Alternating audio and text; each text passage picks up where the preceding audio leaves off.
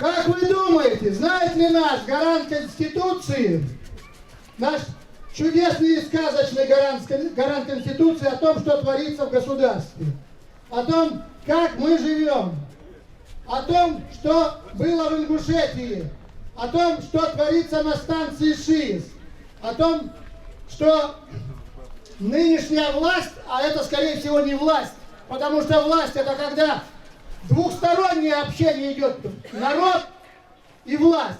Оказавшись первый раз на ШИСе, увидев все то беззаконие, которое там творится, я ехал домой с кучей негативных мыслей от этой несправедливости и снова понял, что я другой. Я уже не могу смотреть на пластиковую посуду, которая у нас сплошь и рядом. Даже сегодня мы заезжали в кафе, в одно из кафе здесь в Ухте кушали.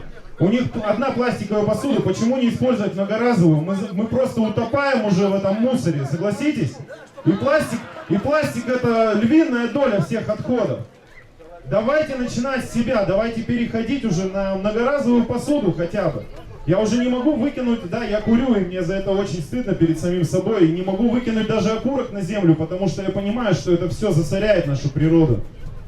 Я предприниматель, у меня небольшой бизнес, и мы в свое время проглотили повышение НДС, повышение цен на бензин, которое, я не знаю, в прошлом году, вы помните на это время, наверное, это время, раз в неделю стабильно, раз поднялась цена на бензин. Пусть там на 20, на 30 копеек, но поднялась. И сейчас опять это продолжается. Мы проглотили пенсионную реформу. Согласитесь, мы же ее проглотили. Вот надо признаться в этом себе. Но ШИС это стал последней каплей у нас, в наших сердцах. И это мы уже не проглотим. Правильно? Я сейчас хочу обратиться к властным структурам и к представителям технопарка. Наверняка они нас слышат, нас сегодня здесь много. Хватит, уберите руки от ШИСа. На те 10 миллиардов, которые вы хотите туда потратить, можно 5 заводов поставить, согласитесь? 2 миллиарда стоит один завод поставить. Я хочу сказать и напомнить всем вам, что чуть более 5 лет назад у нас хотели построить пункт захоронения радиоактивных отходов.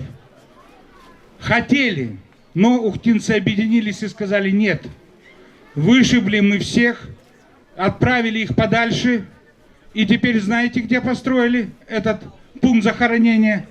Бедные кировчане. Они не были такие объединенные, как мы.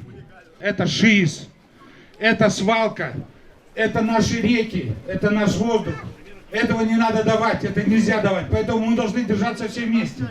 Ну, от предпринимателей хочу добавить то, что, знаете, мы даем рабочие места, да, но нам тоже очень тяжело, потому что нас задавили налогами на имущество. Из пальца высовывают какие-то коэффициенты, и это приводит к тому, что просто люди не могут, и люди уезжают. Наши предприниматели перемещаются из республики Коми и оставляют визируют свои эмитенты в других налоговых органах, других городов. Соответственно, республика не получает. Где же власть? Я лично встречался 3 раза с Габликовым, где только мог сказать 2 предложения, извините. Все. Остальное все время он говорил. Он не дает ни слова, ничего. И никаких решений не дает. Так что мы должны держаться все вместе, объединиться и сделать наш город краше. Спасибо. Хватит нас травить! Хватит нас травить! Хватит нас травить!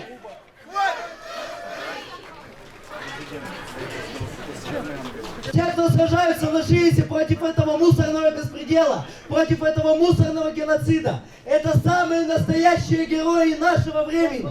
Нам нужно брать с них пример.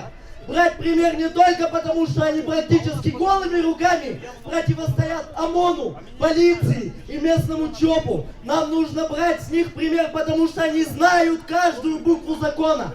Они знают, что они правы.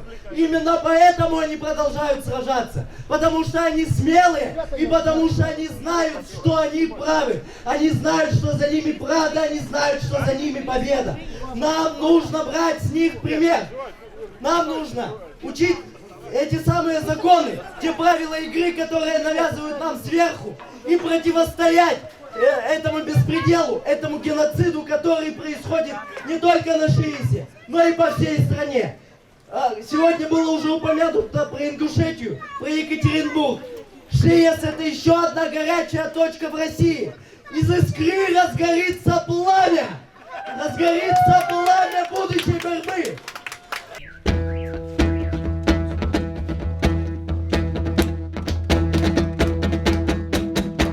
Проснулся вулкан на Камчатке. Вчера в новостях сказали: свои собирайте манатки и ждите нас все на вокзале. Нам с вами, друзья, предстоит пройти сквозь узловые станции. В дороге, конечно, мы будем кутить. Оденьтесь удобней для танцев. Подходим, товарищи, без опозданий. У входа в вагон не долбимся. Наш поезд отправится по расписанию. Давайте угомонимся. Ребята, не парьтесь, сядут все. Такой нынче тренд в России. Кто-то в вагон, а кто не совсем. Уравнение решается силой. Сколько жести, ну, едем через всю страну. Слышен стук колесных пар под ногами. Видишь, тысячи верст в длину и, конечно, в ширину, но земля одна и та же под нами. Государства нет мощнее, и вообще у нас все окей. Из экранов обращаются ко мне. Наши скрепы все прочней, хоть кричи, хоть каменей, но я точно знаю, сдвинутся камни.